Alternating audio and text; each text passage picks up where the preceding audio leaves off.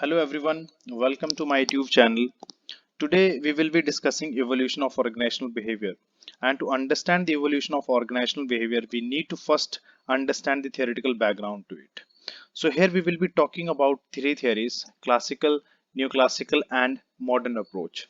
So talking about the evolution of organizational behavior, it was all started from classical theory, in which F.W. Taylor, under the head of the scientific management, had emphasized on motivation behind the work of an employee. So he has entirely stressed upon the productivity and other things, but the human aspect was largely ignored. This is also called as traditional theory, where the more emphasis is on the organizational rather than the employees working therein. So according to this theory, the organization is considered as a machine and human beings are being different component of that machine. So keeping the limitations of classical theories in a view, neoclassical theory was introduced, and it is also called as the extended version of classical theory, wherein behavioral science is introduced. So according to this theory, organization is the social system and its performance gets affected by the human actions. So this has been believed by the neoclassical theory. इन्होंने इसको recognize किया है कि organization की जो भी social system है वो get affect होता है human action से. So neoclassical approach was the first to set out by the Alfred Marshall in his book that Principles of Economics. Alton Mayo is considered as the founder of neoclassical theory, so under which Alton Mayo has talked about the human relation approach, where he has conducted certain experiments under the Hawthorne experiment. So modern approach, however, talks about the quantitative theory, system approach, and contingency theory. So let us see the key objective of these theories. Classical theory focuses upon the managing workers and organizations more efficiently, whereas neoclassical talks about the to understand the human behavior is the essential one and important in order to ensure the success of the organization. Modern approach talks about the increase in quality and accuracy of managerial decisions through statisticals and other methods. So accuracy of the decision can be done. But talking about the human behavior, which has actually given birth to the organizational behavior. So understanding human behavior comprises very certain experiments into it, where it has given birth to the genesis of OB. So talking about the neoclassical and its understanding human behavior, under this head, Elton Mayo has contributed in terms of conducting various certain experiments. So this actually is all, sometimes it is also called as a Hawthorne experiments. So these experiments were conducted by Professor Elton Mayo at Western Electric Company's Hawthorne Works. So it was near to Chicago. Hawthorne is a place deals in telephone equipment. So objective was to understand the essential relationship between social factor and productivity. So entire crux of the Hawthorne experiment was to understand the social factor and productivity. Illumination experiment, relay assembly test rooms, mass interviewing, and bank wiring. So let us start with illumination experiment and let us discuss this thing. Uh, in illumination experiment, the employees were divided into two groups. One is controlled group and another one is experimental group. So whatever the variation of the lights were introduced there was actually introduced on the experimental group. And talking about the controlled group, right? So constant intensity of light was provided to them, and they were supposed to perform in these kind of working conditions. So what it has been observed that their productivity was increased. Productive was increased under constant intensity of light. For when we talk about experimental group, here a lot of variations and lot of exposures of different variations of lights was provided to the experimental group.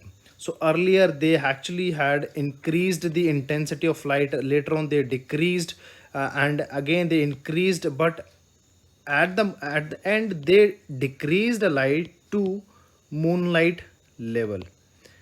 So till this, before introducing the moonlight level phase, till this thing, what they have observed that the productivity got increased. So increasing the intensity of light or whether decreasing the intensity of light had no impact on the productivity of the employees.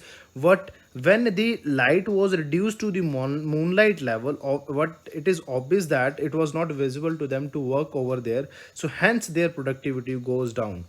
So talking about the illumination experiment, basically this experiment, what it talks about is that the crux of this experiment is that illumination did not have any impact or effect on the productivity, but something else actually has interfered with the productivity of the employees. So at that time it was concluded that human factor was important in determining the productivity, but which human factor is actually impacting them was not identified and was not sure. So therefore this experiment led, the outcome of this experiment led to conduct the second test, which is called as relay assembly test room. Talking about the relay assembly test room, it has very important observations into it. Here some of the injections were there, and some of the withdrawals were there. So let us talk about these withdrawals and injections. So one is that the tea break was introduced, which was altogether different. It was not used to happen over there. Second, they have introduced the snacks during the test. Third, they have provided the rest rooms to their employees. So in totality, these three breaks have been provided with the of 10 minutes. So earlier, what they have done is that they have provided tea for snacks 5 minutes and 5 minutes for restrooms. 5 minutes for restroom. Thereafter, they have withdrawal these 5 minutes and reduced it to 2.5 two times, and hence they have started providing the frequent breaks to their employees. And what they found that what they got that the rhythm of the work got disconnected or disturbed, and frequent breaks are not good for the productivity, and it hampers the ultimate the concentration of the employee. So this was the one observation. And second observation, which was important one, that the sense of accountability and group performance was developed among employees. Because here, for example, having a assembly we are having assembly uh, of manufacturing telephones. So basically the one work would be done by the assembly number one, and the moment the work of assembly number one is completed, then second, the job of the second will start, followed by third and fourth. So sense of the accountability was developed among these assembly members. And and what management has said, that if any one of them, like 1 2 3 4, any one of them committed any sort of mistakes, their incentives or their money would be deducted. So these two things were introduced. So therefore it has developed the sense of accountability among people, and they were actually found responsible while they were working in assembly room. So this was the third test was conducted by the Elton Mayo, and it didn't get the proper answer due to hesitation of losing job. So actually employees had a fear that they would lose their job if they would actually will give the honest answer to them. So basically we will be talking about the outcome of this test particularly. So actually they had interviewed their certain number of employees and asked a pertinent question, that what is the most important thing in your job. So they had asked this same question to their entire employees to whom they have interviewed. And what they have actually answered to this question is that our employees said that no, our input should be taken into consideration whenever the organization is involved in any sort of decision making. So only concern was that their input should be taken into consideration. So this was the only concern of the employees, and that has been noted by the researchers. Bank wiring के context में अगर देखेंगे तो इसमें क्या किया गया, इसमें Roethlisberger and Dickson का बहुत कंट्रीब्यूशन है, जिनका एम था to get information about this social group. और सोशल ग्रुप में इन्होंने ग्रुप में लोगों को काम दिया गया, मगर आउटकम ये हुई कि ग्रुप ने अपने ही नॉर्म सेट कर लिए काम को करने के, जैसे कि those worker who produce more than the group norms were isolated and harassed or punished by the group itself. जिस भी ग्रुप में, फॉर एग्जांपल अगर 10 लोगों का ग्रुप है तो ग्रुप में एक अपना ही नॉर्म सेट कर लिया गया है कि हम 10 यूनिट प्रोड्यूस करेंगे एक दिन की।